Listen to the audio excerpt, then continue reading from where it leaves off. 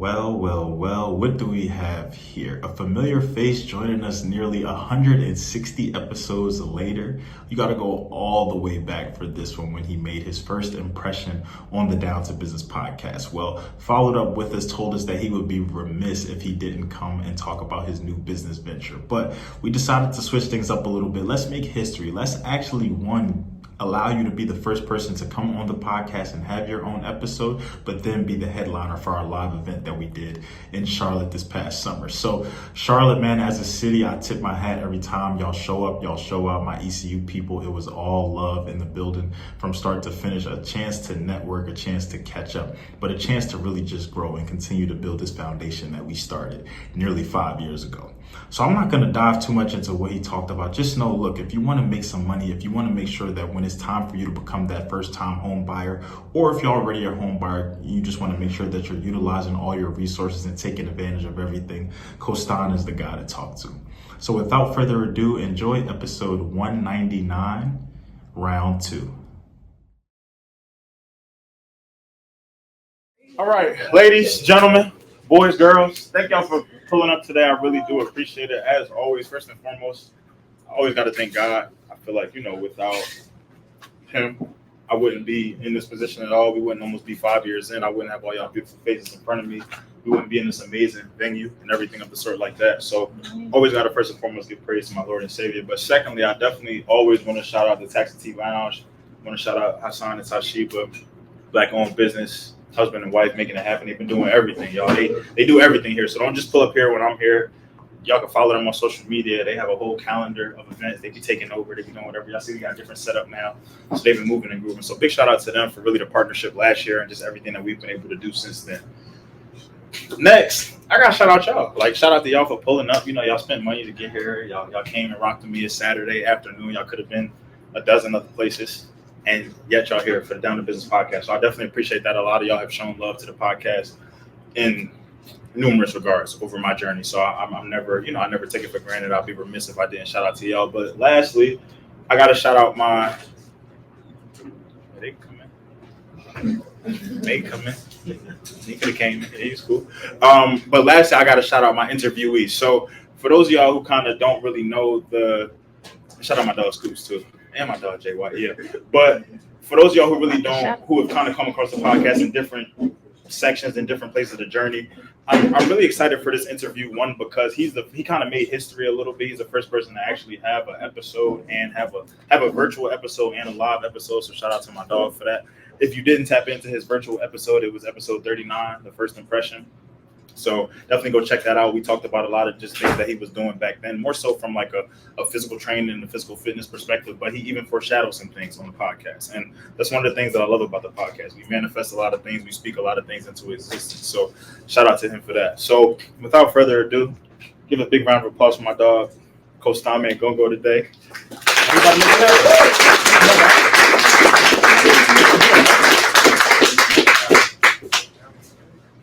What's up, everybody? You good? You want to hear me? Everybody hear me? I hate my Everybody hear me? All right. So I just want to thank every single person coming in today. Right? It's truly a blessing. I mean, you guys went out of your way. You got money. Well, not got money. You pay money, right, to come here and see all of us. So thank you. And y'all got money. I got money too. So thank you. Appreciate the love. Thank you. You guys for the venue. And thank you, sir, for the music. Love. So thank you. So let's get to it. So make yourself comfortable. Let's sit down a little bit. So, all right. So, I start off all of my episodes the same way, so I guess I kind of got to just keep the tradition. So, look, welcome back, everybody, to another episode of the Down to Business podcast here with Tamar Turner. So, look, I'm overjoyed. I'm ecstatic for words. We can use a lot of different vocabulary today, but it's really just been a blessing, to really just think about everything that was leading up to this event, to think about a lot of the obstacles that came along the way. This event was supposed to happen a lot sooner than what it did. And just, for having a flexible venue, for having fans that'll just pull up wherever, to have people to think that, there's people not even from North Carolina that are in here today. So that's amazing to me. And to have my newest team and newest addition, we'll get into that as the interview goes, but to have them in the building, man, it's really just a blessing. But obviously, bro, we're here to get into all things, to get into, we think about your journey early on in the podcast, episode 39. And here today, this will probably be episode like 190 something. So it's kind of just crazy just to think about everything that you were doing back then, where you were in your space, where you were in your journey, and now think about the transpire. But I heard, word through the grapevine is you're here to make some people some money today. You're here to put some people on some games. So I hope that everybody, is just listening and tapped in. But before we get into all of that, before we put everybody on the same page, how you doing? Everything good? Yeah, I'm good, man. I feel good, man. Happy to be here. Right. Just happy to see all these faces. Like, I just love y'all. They make you nervous? No, not nervous. I mean, I feel like I've seen everybody like one part of life. Or like I mentioned today, or like school, or like whatever. So like I'm comfortable. And like I'm here with you. So what more can we do? It's like Allstate. All right, so So before we get into all things, before we really talk about, what you've been up to, really how the transition has been from years ago when we talked until now, can you just do two things for me? Can you, one, just tell us a little bit about yourself, and then two, just tell us what brings you not only on the Down to Business podcast today, but at the live event here in Charlotte, North Carolina? Okay. All right, so my name is Coach Mangongo. So I'm a real estate broker here in Charlotte. I've been in real estate for a couple of years now. And what brought me here is, so first and foremost, I started out of undergrad, I was a trainer, and I got on the podcast with Tamar, and we just had a great conversation. We just talked about not just what I do, but just like life, and I feel like we connected really well, and I feel like I learned a lot from that. And since then, I got the opportunity to work in real estate, get my license. I've been in real estate for 3 years now, and I service. I mean, obviously, it's a different demographic of people here, but just from African Americans, Black people, just trying to help other people. Like that's what it really comes down to. And I think that's why I'm in this space right now, just to kind of give out whatever knowledge or information, or just whether that's just having a conversation. I mean, I haven't seen a lot of people in a while, so just whatever I can do, So it's like a little bit of an ECU or young here. We might need to get you a mic, brother. I was thinking about the laptop, but we're gonna get you right. But no, so all right. So to think about where you were in your journey. Think about only 3 years ago, you were doing different things. Was real estate something that was always on the forefront for you? Was that something that was always just on your mind, in some capacity that you wanted to get into that? Did it take you kind of leaving ECU, getting out of Greenville, North Carolina, moving to, Charlotte, and really seeing what was around you, an opportunity? How did you really take your first steps into getting into real estate? So I took my first steps was as a trainer. So the owners of the gym, so they did two things with husband and wife, kind of like you guys, right? So husband and wife. So one of them worked at Stanley Black & Decker, and the other one was a realtor. Her name was Kim, and she was just an overall great person. I'd be over at her house, she brought all the employees over. Just overall, good people that I work for. And she was a realtor, and she sold 66 homes one year or something crazy. And I feel like once you do something for a while, you kind of figure out what's next. So at that point, I was a trainer for I think a year and a half, right? And then, I was doing well. But then I was like, what's next? I need to figure out my next move. So I studied my real estate license, and I used her as a mentor, and she taught me out a ton. And I still keep in contact with her this day. They had a house over there by Waxhaw. Oh yeah. It's love. Thank you. Nervous. Yo, it's hot. It's hot. It's really hot. It's hot in here. It's hot outside here. I'm nervous. So basically, they sold their house in Waxhaw, and then they bought a house at Ocean Island. We keep in contact to this day. And they showed me a lot of love, especially being young, trying to figure out real estate. She was in the business for 10, 15 years. So she helped me out a ton. So I got you. And I think too, with real estate, but I think with getting into anything. Right. For the first time, with getting your feet wet into a new industry, a new niche, you need. It always feels better to have somebody take you under your wing in a sense. It doesn't feel like it's just the blind leading the blind in a sense. So to really have that, but also it then takes the due diligence to take advantage of that. Oftentimes, we have people who want to plug us in. I tell people on the podcast every time, I talk to real life experts every day. And these people are offering themselves up, whether these be serial entrepreneurs, business owners, people in the AI space, healthcare, whatever. These are people who, they say, you reach out to me, you connect with me, I want to help you, I want to do whatever. So I also do think that it takes the due diligence of the person to take advantage of it. It's nothing like to know you have an extensive network in front of you, but it's nothing if you don't tap into it, if you don't really figure it out, if you don't exhaust all those resources, just the same, So I think that that's cool, but I think it's also just cool too that she took you under your wing, that you kind of had somebody, because oftentimes too, especially with our people, we love to gatekeep, So we don't really be trying to, as much opportunity as it is out there, as much as it is out there for everybody to have a slice of it, everybody just thinks this is my personal pan pizza today. You know what I'm saying? So I get that too. Now, as you were taking your steps into real estate, did you know that you wanted to become a broker? Did you know that kind of was the route you wanted to go? The reason why I asked that is because, I've talked to a lot of different people recently, people in land flipping, people who don't go to licensing route, but people who are still making money from it, people who are investing in Airbnb and everything like that. So you personally, when you first got this start, you knew you wanted to be a broker, be an agent, take that route. No, but I feel like, I mean, we all have Instagram. I mean, you see people doing like real estate related things. A lot of times early on, I'm like, I don't even know what they're doing. You know, I'm like, what is this? How does it work? And I feel like being an agent was like, I wouldn't say the easiest way in, but it was like kind of like my way into like that world and that space. You know what I'm trying to say? Because once I was kind of like in there, I kind of figured out what other people kind of do. You know, like from like wholesalers to like people that do Airbnbs and like other things. Like I feel like I got more knowledgeable, and I feel like if that's what I get from having my real estate license, and like that's like a perk of it. You know what I'm trying to say? Yeah. Because I didn't know. I see all these people like flipping houses, doing this, doing that. I'm like, well, get money. You know, I'm just like, I don't know how it works. I don't know the process, and I feel like becoming an agent, learning that, you know, it definitely helped me out a ton. So like that was kind of my way into like figure it out. Okay, does that make sense? Oftentimes, it makes a lot of sense to me. Oftentimes we see shows like Selling Sunset, Selling Tampa, shout out Tampa, Florida, and different things like that. And then you know, I feel like they paint this picture of what real estate could be. Right. All this money that you can make, all the, you know, you're around a great team, all the cameras around, you're selling houses for millions and millions of dollars. Right. But you know, I've talked to people with boots on the ground, and they said that real estate can start kind of slow. I've talked to some people who said, you know, they were 6, 8, 9 months in without a deal, without doing anything, and they had to find other ways to make ends meet until they really just got in their bag. I've talked to some people who seasons are slower than others. So with you, when you stepped in, are you rich right now? Like you good? No, not at all, man. You know, I'm always like trying to figure out like, you know, what's my next move. And I feel like when I first started real estate, I didn't get my first deal for like the first 3 months. I was a trainer, so I definitely had another income. And like we're here to be transparent, like we're here to be honest. You know, and it's been up and down kind of battle with that. You know, because I started out real estate full time, and like you know, I was doing well, and then there comes a point in time you got to get a full time job, and you got to figure out what you got to do. You know, while you're trying to figure out your actual passion, because I feel like real estate's my passion. It's what I want to do. Like it's what I'm.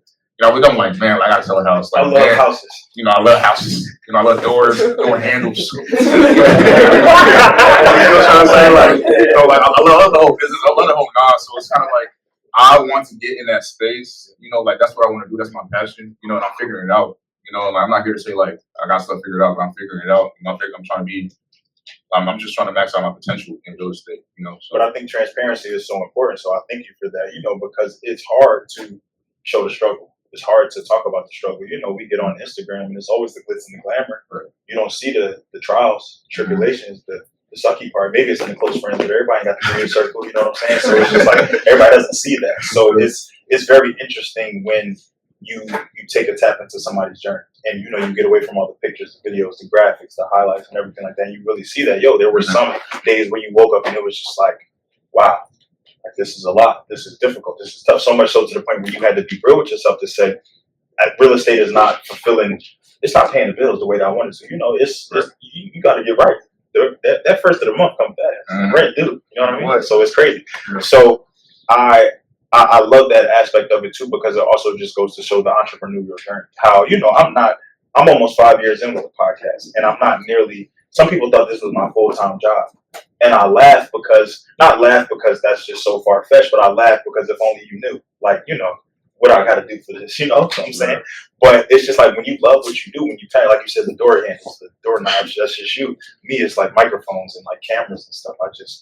It gets me going. So it's just like, that's what I'm on. So a lot of times you take away the money from things and you just realize that this is my why, and it's bigger than me. And you also recognize that when you think bigger picture, it's not always about kind of what's in front of you. You know, you got to think about it's a lot of one-hit wonders out there. It's a lot of people who went to bed like this and woke up like this. But 9 times out of 10, the way the story really goes is you got to put that groundwork in. You got to lay that foundation. You got to do different things like that. So as I also think about your journey within real estate, but also with everything that you were doing, did you have trouble as you got started finding the balance of it? Was it something that you really, because you know, with real estate, it's one of those things where if you don't work, you don't eat. So it's really you make your own schedule. Yes, different opportunities and things come at you, but ultimately you're setting up everything like that. So what was that like on top of whether it be the training, whether it be just regular life that you had? What was all of that like as it was a culmination just coming together? So I feel like it was, I had to wake up and I was like, I got to do something. Like, if you don't do anything, nothing happens. I kind of feel that's how like my day-to-day is. But I'm like, if I wake up and like I feel like, oh dang, like I can't get out of bed or something like that, then nothing's gonna happen. Like, if I'm go out and I talk to somebody, or if I post something like a clip on social media, or just like I just get in a real estate space, whether that's like showing open houses or just like meeting up with different people, like nothing's gonna happen when it comes to like what I'm trying to create. So like I need to like be proactive. I need to like meet new people. I need to get in rooms like this with all these different people. I mean, I know a majority of y'all, but I met so many different people today, and I feel like real estate, the first deal that I had was a referral, from somebody. So for example, I went to school with this dude, ECU school, with this dude named Daryl, right? And basically we're trying to put like a football team together, and I was really my dog at the time. Like, we used to do everything, like go to like, like West End, just chop it up, right?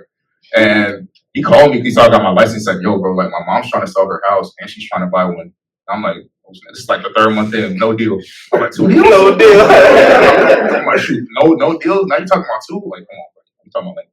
You know what I'm trying to say? So basically, like, I hope this mom, like, sell her house, right? And then, and get another one, right? And that was just huge because, like, it was like, you learn a lot, because, listing, which is like, selling somebody's house is completely different than working with the buyer. You know what I'm trying to say? Because when you're selling somebody's house, you got to market it. You got to put it goes out on MLS, but it goes on Zillow, like Realtor.com, all these different kind of like websites that you see houses at. And not just that, you got to prepare it. You got to prepare the house, and like just working with someone that's buying it, you just look at kind of different houses. So it's kind of like I learned a lot, just through that first interaction, and it really helped me realize that like, man, like relationships are just so important. Because like I had a great relationship with this guy. And like I didn't see him after freshman year. After freshman year, he was gone.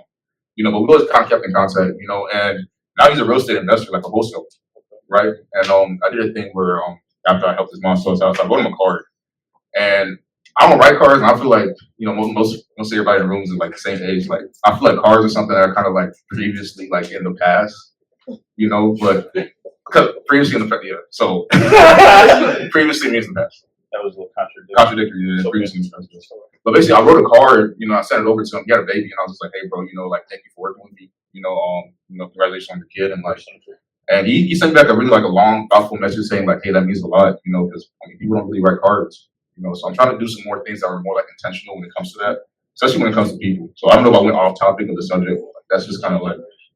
All you did was just give me more questions, but so I like that approach to it too, because a lot of what we talk about on the podcast is just personal and just knowing that anybody can go to a website and call a customer service number and talk to a chat bot or do whatever, but it's another thing to know when you're really face to face with somebody. When you go to this website and you see all these big time positions, but how often can I contact these people? How often can I talk to these people? How often do they even know the roles and responsibilities as to what goes on and what I need from a consumer perspective? So one of my biggest mantras is there's fortune in the follow-up. You never know what can come from just saying thank you to someone. Say it one more time. There's fortune.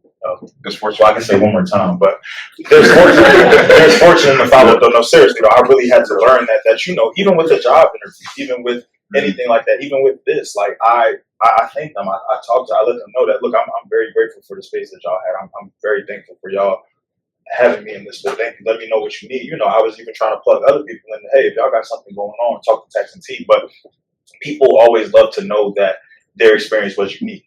And it's one thing to give somebody good customer service or just do the job, but it's another thing to go above and beyond. Right. And that's why I think people really feel it. Because even you think about, we're quick to, if something didn't go your way, like if it was just a terrible experience, I don't know about you, I'm gonna speak for myself. I'm a big Google reviewer. Like I'm a talk to someone, I'm a Yelper, all that. Like we can get into it, but I don't really keep that same energy when it's a good experience, and I feel like I have to do better with that, especially now for being in a position where sometimes my job is based on reviews and based on kind of what people have going on.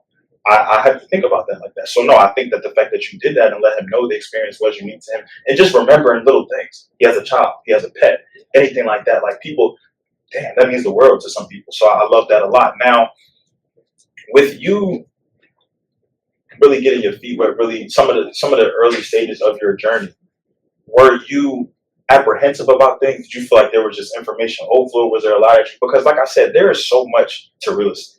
You could really be scrolling social media one day and see that, I just made $5. Somebody sitting outside of land, maybe he rented it, maybe it's his. But, I feel like a lot of times there's a facade that's put out there that people don't understand really what goes into this. So as you were really getting your early starts and getting into things, how did you feel? Like, were you nervous? Like you said, you went from 3 months in, you got 2 deals in front of your table. That's money. That's everything. But also, like, if you say the wrong thing or you sign something wrong, that could be out the window, So how was that really getting your early starts, and just think about some of the early experiences that you had when you were really just fresh into it. What was that like for you? So it was definitely a learning curve. I'll say that because we're learning contracts, we're learning like license law, certain rules that kind of come along with like real estate because there's so many different parties that kind of go into play. Because you have like the agent, you have the loan officer, you have the attorneys, you have the underwriters. Like, and I feel like if one thing like slips through, man, like the whole deal is done. So it's kind of like you have to follow the process to kind of do your due diligence during the whole thing. So I feel like that's one thing that like I feel like I didn't know how many steps was really in there until like you go through a deal and it's like, dang, like it's so many different parties. And like I feel like with real estate, man, like it's just so broad. It's underwriters, it's attorneys, it's like so many different hands on it. So you just have to really be proactive. And I feel like as an agent, you're kind of like the middleman of like all of this because you're communicating with so many different people. And so many different people that have so many different roles in like the deal. So like you just have to be like knowledgeable. And I feel like it's hard to be knowledgeable when you're new. Like when you're new in the space, it's kind of like I don't know too much, but like you gotta like fake it till you make it. You know what I'm trying to say? You gotta like even if you don't know everything, man, you gotta be like you gotta act like you do. Not like act like you, but you gotta be like you gotta be confident. And I feel like that's one thing I had to really like kind of insert myself like, bro, like I might not know everything here, bro, but I could be confident in like myself and what I've learned in my experience. And that's just like from my experience before, like sales, like sales, like school, like I don't know. I mean, I have full confidence in myself, so like why not like act like it? You just kind of gave me some insight and just let me know that there were so many people that are involved in what you do. So have you ever had somebody fumble the bag on your behalf? Okay. You lost something because of someone else. Because you said there's underwriters, there's officers, there's different things like that. So has somebody ever like stepped in the process and just not done things maybe the most professional or maybe the most correctly and it's messed up business for you as a whole? Oh yeah. So I had someone actually close a deal with him. He said hell yeah. I closed a deal with him eventually. But basically, with real estate, you gotta get approved for a certain type of loan. So FHA is 3.5% down, right? So that's for first time home buyers. So that's 3.5% down of the purchase price. And basically, a leaseback is a situation where basically, you close on a home, but like the owner lives there for like 30 to 60 days. It's like a crazy rule. Like you live there for 30, 60 days even after you close, right? But these type of loans can only go through conventional or a VA or USDA, so they can't go through FHA. I had a client that had an FHA loan, and like I'm typing up everything because I got the deal kind of like wired, and I sent it over to the listing agent. And he was just like, man, we're under contract, this, that, and the fourth. And he hit me back like the day after saying like, oh, I didn't even see he was an FHA loan, which kind of just ruined the whole deal. Because like I mentioned, like those type of like these type situations where like the seller stays for like 60 days, right? You can only do that with conventional loans and USDA and GA. And I kind of break down the for you. Yeah, we're gonna get into that. Yeah, it's a lot of gibberish. That one is okay. Yeah, no, it's a lot of terminology for sure. But no, I the reason why I asked that too is because I want people to also understand the perspective of when you're getting into business. Yes, you're getting into it maybe for yourself with a bigger mission and a bigger vision in mind, but things are going to come across the table that sometimes are out of your control that have nothing to do with you. Somebody can, like you said, fumble the bag for you, and that sucks. I've had people mess up opportunities for down the business, and I take it personal in a sense, but do you let that stop the business? Do you become stagnant as a result of that? Do you become content with that? But it's going to happen. It's going to happen when you're in your beginner stages, when you're in your middle stages, when you're in your successful stages, and everything like that. It's just a matter of everybody doesn't do business the same way you do business.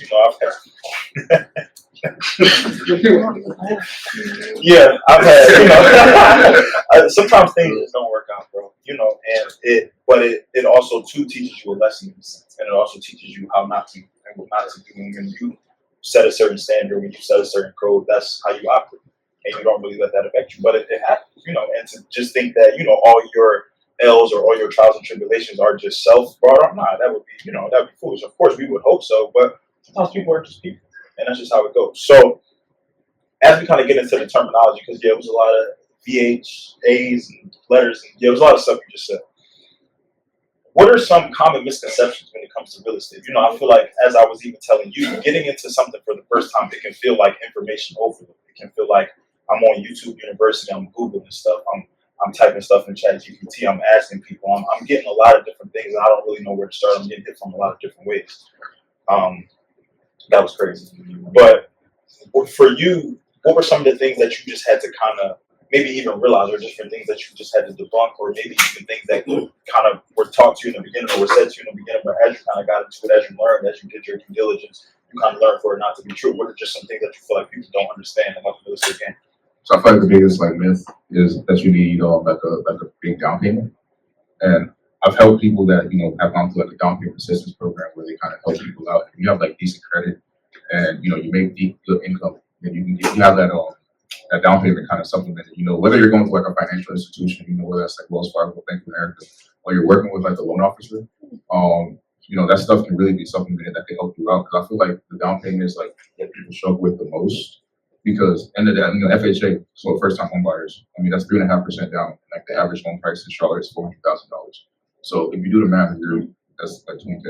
And I know a lot of people don't have that. So like having that really helps out a ton of people. And I feel like me getting access to that information really like when I talk to somebody now, because like not like average Joe, but just like a normal person that's just trying to get a house, I feel like it's very daunting. Like it's scary because like home prices keep going up, and I feel like a lot of people's incomes aren't. So it's like people are kind of stuck in like, yo, like I want to get a house, but like I can't, and a lot of people do want to buy homes and they can't right now, and it's tough. So like I feel like having access to those kind of programs and like giving people that kind of light, like it does kind of help out because you're just shedding light, you're helping people out. So welcome. Hey, big shout out. I definitely do understand that as somebody who, at some points of their journey was contemplating housing. It's a lot to it. And you see those numbers, you see things in front of you. You're like, yeah, I ain't got that. I haven't had to pay a student loan back yet. So I'm not even really thinking about a house or nothing like that too. But you also think about a lot of the factors and a lot of the things that influence too. So something that you said and something that you talked about was credit. Right. How important do you think it is when it comes to preparation? And just knowing, are there even things that you can share with people today, or people who may not be necessarily looking to buy a house right now, but y'all can even, honestly, y'all can sit right here too, like right here. It's cool. Y'all want to interview now, y'all famous.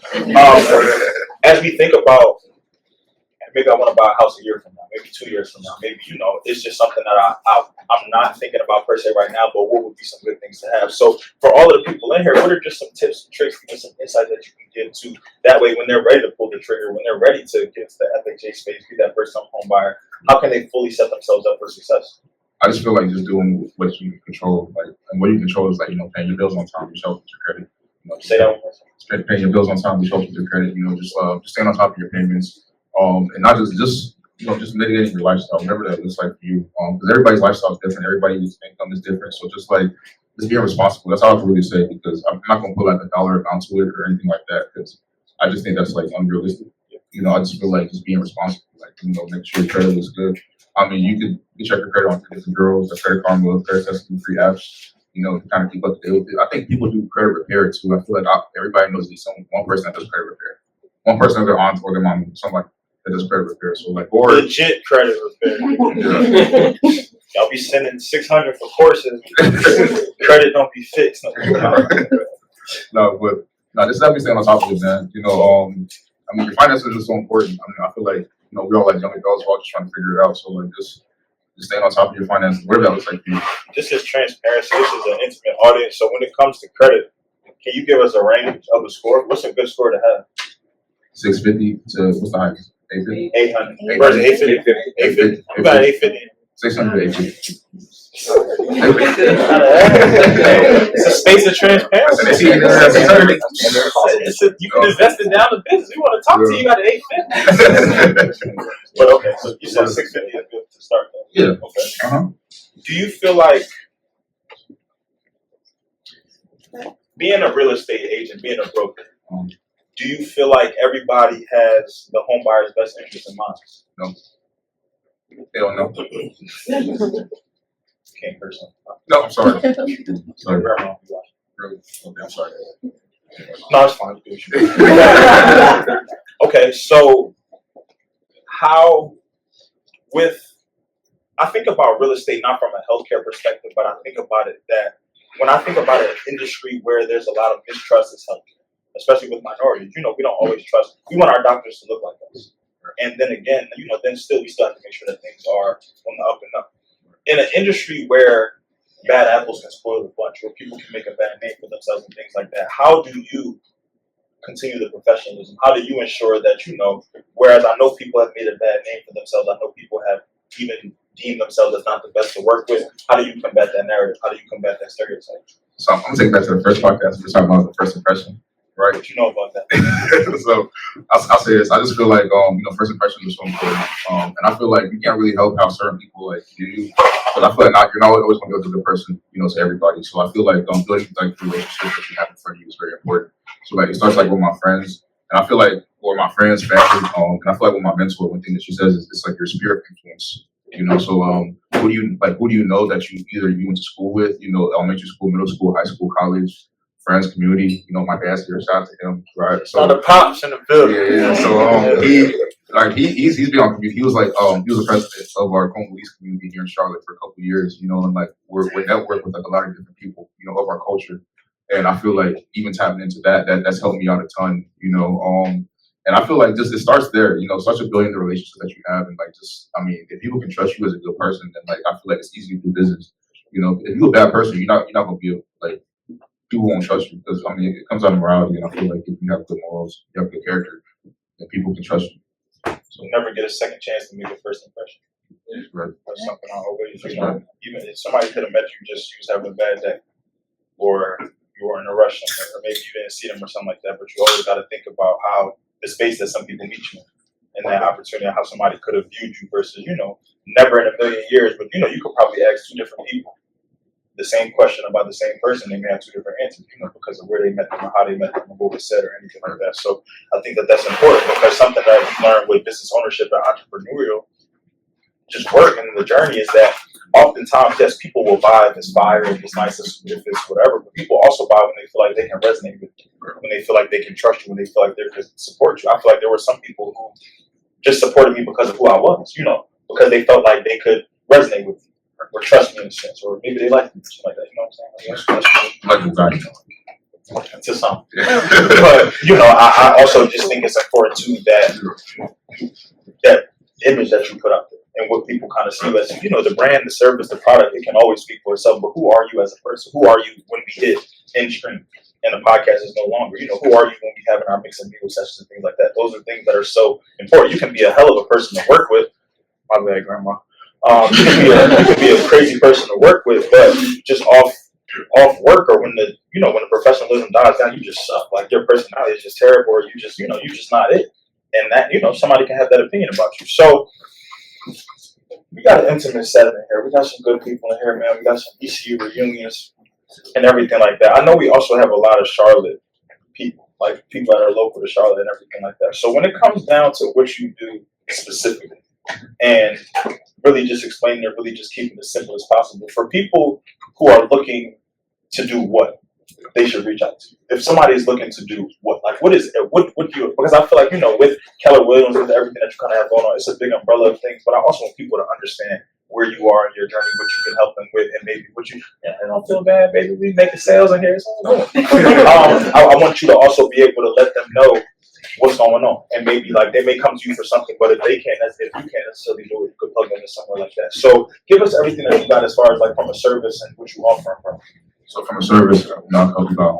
I'll help you out. If you have somebody that you may need, that you live in Charlotte, you may need to refer out. I can help you find an agent, that can help them in Raleigh, Durham, just anything in the scope of North Carolina. Obviously, ECU was great connected to that. I feel like one thing I've gotten a lot lately is people that were actually trying to get their real estate license. How does that look? For me, I want to get my license. What does that look like? And man, I've actually had a ton of people that I've given them my note cards, my Quizlet, because I studied a lot for it. I made 3-4 Quizlets. I made 100 flashcards. I was really focused on that. And whoever needs that information, man, I'm more than willing to share it or give it out. Just because one we always talk about minorities. Obviously it's a different variety of people here, but people don't know that African Americans only make up 4 to 5% of all real estate agents. And I feel we follow mad people on Instagram and we oh, they got the real estate license. Oh, they got the real estate license. But it's 4 to 5 people, 4 to 5%, and black men make up 1%. So when you think about those statistics and think about how many are actually successful, it just kind of really shows you that no market is oversaturated. Don't ever think you can't do something because you think mad people are doing it. no market is oversaturated if you're good enough. You know, like no market is like there's not too many people in anything.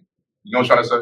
Like there's space like for everybody, like everybody in this room, like whatever they want to do, you know. And I think something to realize too, you bring your own sauce to whatever industry or niche that you're in. You know, I had people reach out to me and basically say, hey, like I'm thinking about starting a podcast and I don't want to feel like, you know, I'm stepping on toes or anything like that. And to me, it's just like, that's the last thought I would have, you know, whether you could call it Back to Business, which was actually one of the original names for the Down to Business podcast.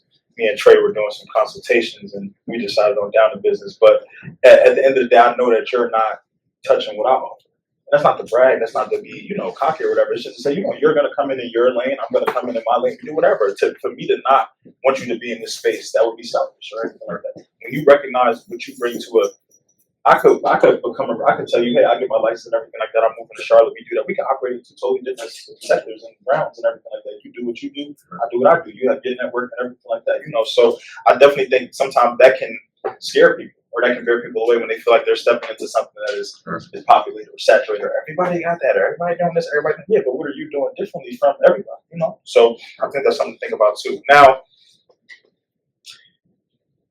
the real estate part of things, the licensing. Is it hard? Is the test hard? Yes. Did you pass the first time? I did pass the first time. Okay. I've heard that so many times. Like everybody, my own manager failed the first time. You know, that's just shout out to her, but she got it.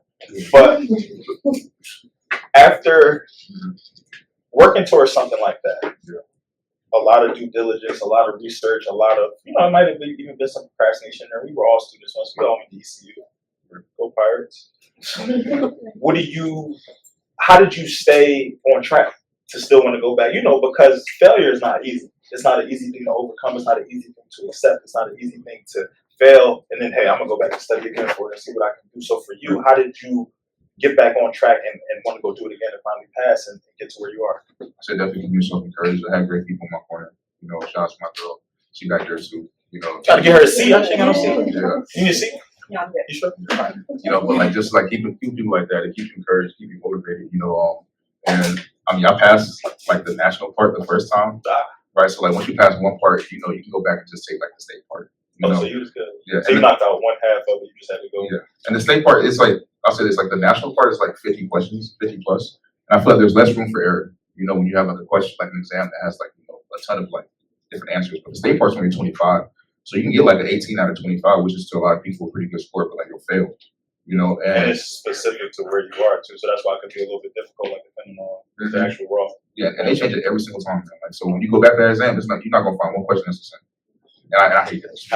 We trying to learn that the hard way. We trying to memorize. Have you ever done bad exam? You know you got a number you say, so you try to memorize questions. So I'm like, okay, I know I missed that one. So, but you know, it doesn't work like, you know, like all those questions will be different, and I feel like you gotta like be ready for that. So. Man, I just pounded those like Quizlets, man, and note cards. You know what I'm trying to say? And I feel like we all went to college. Well, majority of people did. And I feel like we've taken 4 or 5 classes in this semester with 4 or 5 exams. And I feel like this is one exam and one class. So I feel like we just focus on one exam, one class, and we get it done.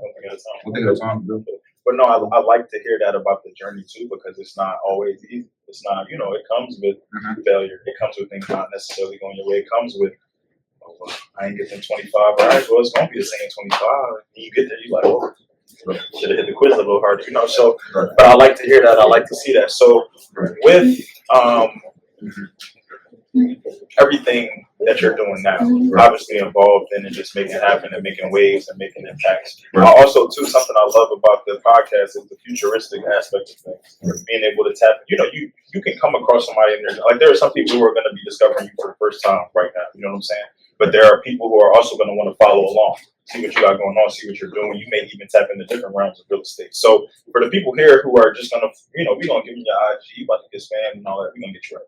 But for people just interested to know what they can look forward to as we move through the rest of the year, as we think about 2025, as we think about and even evaluate the real estate market, what can they expect from your perspective? Obviously, you know, we don't want to spoil nothing here today. You ain't got to drop nothing under contract or nothing like that. But what can people kind of look forward to and what can people expect from tapping in with your journey right now? To just be completely honest, just be like constantly improving.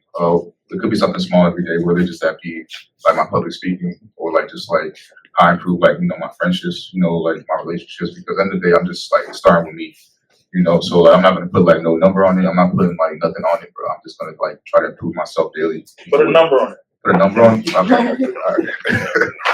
No, man, but basically, when it comes to business, man, like I feel like it starts like with yourself. So in the day, just like improving myself, like improving like my space spiritually, physically, like mentally, just trying to get like in a good headspace so I can serve like all the people in here, And I look forward to like getting to know every single one of y'all. I haven't met y'all yet, like just letting you know in advance.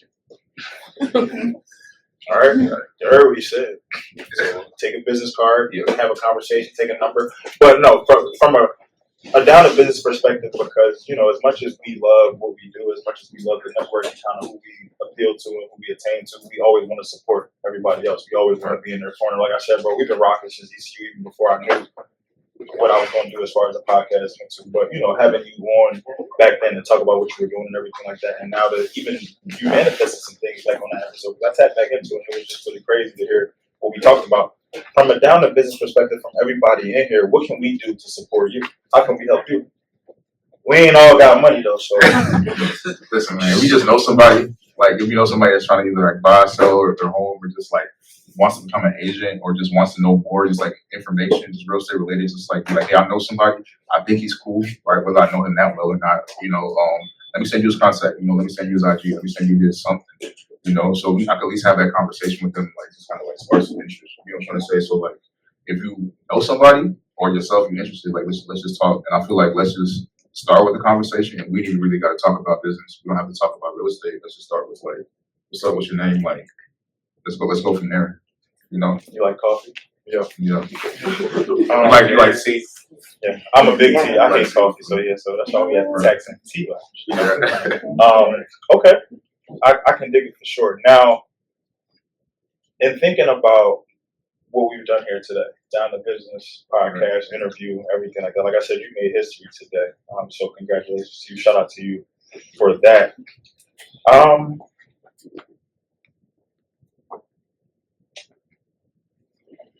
Do you feel like there's anything that we haven't touched on? Oh, no. Actually, before we get into that, Keller Williams.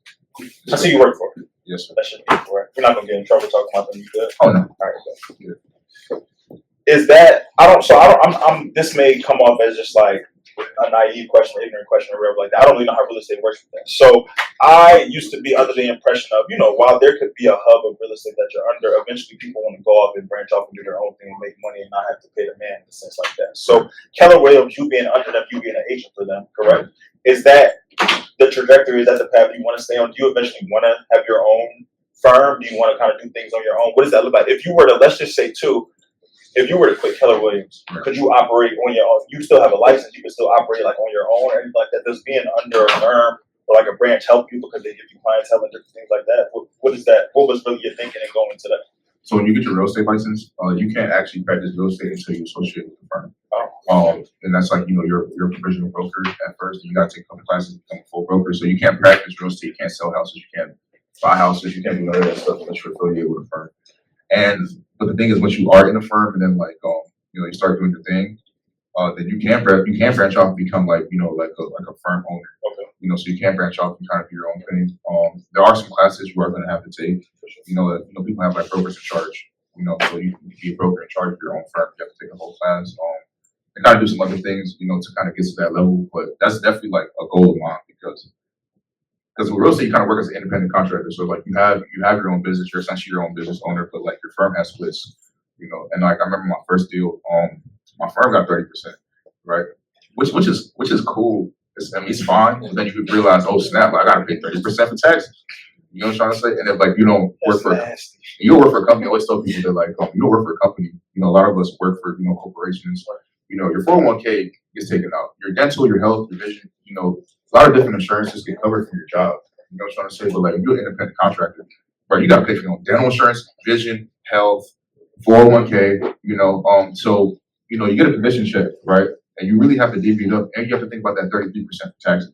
And that's just like a safe mark because at the end of the day, like the IRS is not safe. It's not like and I'm like, I know they're not playing. The IRS is not playing. They don't come get their money. All right, they come get their money. All right, and they want it from you. So, and that's why a lot of people kind of do LLCs because, like, they can kind of, you get an LLC and then, there's a lot of tax benefits that come with that. And that's why a lot of brokers kind of get it. They don't even have to, like, own, like, a business. Like, it's kind of like, I could be like co-stock McGonagall LLC. Bless you. You can do like co-stock McGonagall LLC, and that'll be like where all those tax benefits kind of get written off. So you'll save a lot of money on taxes if you do that. So, like, yeah. What do you think we got the LLC this year? Oh yeah, I see the letters on it. Oh, yeah, we made it happen. Yeah, I had to add that.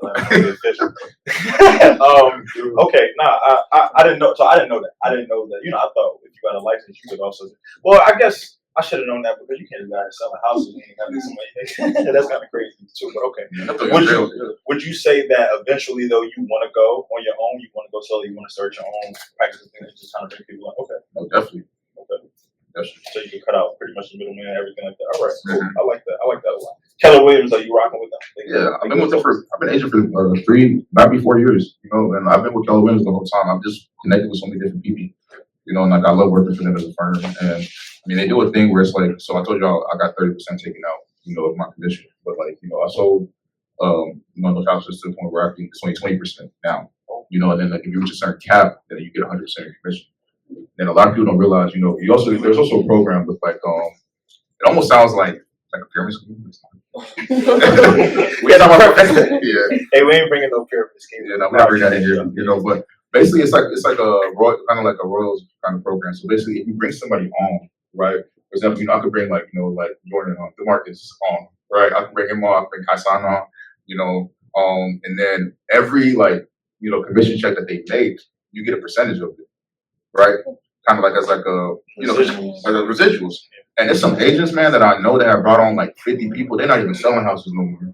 No, they're not selling houses no more. Like people, they're benefiting off that, because they brought all these people on, and like they're like, for example, Cal Williams is a free real estate school, and they made it free for a reason. They made it free so like an agent can refer other people to join, and then like they get some like money on the back end. You know what I'm trying to say? So that's just, it's free. It's free, man. It's free. So tap in. Yeah. No pyramids. Not so okay. Yeah. So now, before we do the call to action, before we pretty much tell everybody where they can tap in, which we're gonna open it up to Q&A if anybody kind of wants to pick your brain in regarding anything like that. Do you feel like there's anything we haven't touched on today, we haven't tapped into? Do you feel like there's any last words you want to leave for the people out there, whether they be business owners, entrepreneurs, agents, people interested in real estate, even just people in general coming across this episode? My grandma's gonna be listening to drop some gems. Sorry, we apologize for cursing. Anything like that, just anything that you feel like, any last words for the people out there? It's your time to shine. Man, I mean, the only words I really have is like, I appreciate the love, man. It's a lot of different faces in here, man. Like, and I love seeing every single one of you guys. It's a blessing, to be able to come here and fellowship. Well, the family out there. About my dad out here. Shout out to my dad again. Look at him. He's so happy. It's a lot of different love in the room, man. Good people, good space, man. I'm thankful and grateful. I gotta thank God. For every single one of you. I gotta thank God for the opportunity. Obviously, like gonna see you again. It's always love. So yeah, thank you. That's it. That's all I can say. I can't thank you guys enough. So appreciate that. Nah, for sure. Like I said, bro, it's always one to know in any capacity that anybody wants to be a part of this vision. It's always a blessing for me. Like I said, just to know that people listen to an episode, just to know that you're in the building today, that you wanted to open your space to be like, I don't take none of that. Just because your friends told you to pull up, you hear it now. Like, I don't take none of that lightly. I don't take none of that for granted. But I definitely want to continue to foster my community and just add to the new community we got. For those of y'all who didn't know or didn't catch the announcement, I recently was made the newest chief marketing officer for Beyond the Bar LLC.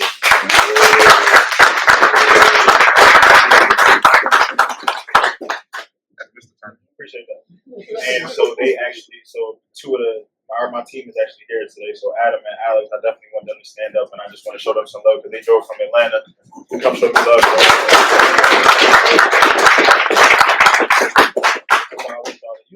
I said, I want y'all to follow this journey with us. I definitely want y'all to be a part of everything. But I need everybody to do me just one favor. Just take out your phones right now, real quick. So this is the call to action, bro. So wherever the best place to reach you is, wherever the best place to find you is, I know pretty much everybody in here Pops even took out the phone too, right? So I know everybody in here got something: Instagram, Twitter, website, anything like that. Just give us the best places to reach you, the best places to find you, and everybody gonna do it right now. If you don't do it, I'm taking your name out the giveaway. Yeah. So it's my last name. So Mangongo, Mangongo. Yeah, slow down. You gotta write it down. Yeah, sorry. I have a long name. So it's Mangongo. So Mangongo Real Estate. That's my page. That's my business page. And if you go to the podcast page too, you'll see him on there. We posted him a few times. He was important. Yeah. So that's that. But no. So when it comes also to, I would say, are you only servicing Charlotte? Are you only kind of connected here? Because like I said, I know we have some people from out of town, people maybe from Raleigh, Greensboro. North Carolina got too many cities, bro. I can't name them all. But we have people that are all around. I'm from the north, so I'm trying to tap my people in too. So what does that look like as far as like who you can help and who you can plug in just the same? So I have a network of people that I work with agents wise, like whether it be like Keller Williams or just like a different network of people I can refer you over to. So I refer people over to Raleigh, Durham, Greensboro. So far, and I mean, whatever area or space you want to refer over to, where you can find an agent in North Carolina, I definitely got you. Definitely South Carolina as well. I'm trying to get my South Carolina license. They just made it extra harder now to get it. So it's like all right, okay, South Carolina, and it's it's a couple benefits to living on that side as well. So definitely got a referral area around there as well. So yeah. Well, my brother, from me to you, I appreciate you. I thank you. Like I said, I think about episode 39. I think about how long ago that was. We have 184 now. So it's just crazy to think, all the years, all the success that was able to be amassed. My dog. And just, to see the vision, to see the growth, to think about that. This is our 4th live event here, but we just started last year. And to really see how this space has transformed, how Hassan and Tashiba have really just done the thing here. And everything like that, and just to see all the faces, to see everybody in here, and just to know that the podcast continues to flourish, continues to grow. I'm excited. I just, people always kind of joke with me and say, "You love Charlotte?" You always back in Charlotte. I do. I actually do kind of love Charlotte. Y'all piss me off sometimes, but I love this city, like all in all, and I really love, just how we've been able to kind of set up here the presence for North Carolina in general. I got to give a big shout out to my DJ man. Shout out B Wave. He's about to get us right for the rest of the afternoon and all that. Y'all heard the mix he had playing earlier. It was a little crazy. I was fired though. But no, honestly, to everybody who graced the space today, to everybody who tapped in, whether you be on Instagram, LinkedIn, Facebook, whether you come across this episode in some capacity, whether you're sitting in front of me right now, whether you sent me a message, bought a ticket, did a giveaway, anything like that, I'm beyond grateful. I thank all of y'all, just for, it's the vision. Like I said, when I started this back in 2019, I started this because it was hard to find a job after I got my master's degree. I was really just looking for a way to brand myself, and I wanted to run my mouth a little bit. So it was just like, this was it. But to now, just, see all the success that's happened with it, to have fun with it, to be able to put people in a room like this and just connect everybody and see all of this, man, and just to know that we about to turn up, because we about to turn up. All I see is shots in here when I just but nah, but like I said, I really just thank y'all. I thank y'all for showing love. I ask that y'all show love to the Texan team now, just the same as we close this out. We got some giveaways that we're gonna do. So I'm gonna be calling some people over too, because some of y'all purchased like multiple tickets. I just want to make sure that everybody's accounted for, like name wise and stuff like that. But my brother, I'm gonna shake your hand one more time. Thank you to everybody who tapped in. This has been the 4th live event of the Down to Business podcast, but the first one of 2024. But I love y'all. I thank y'all and appreciate y'all joining me today for this episode.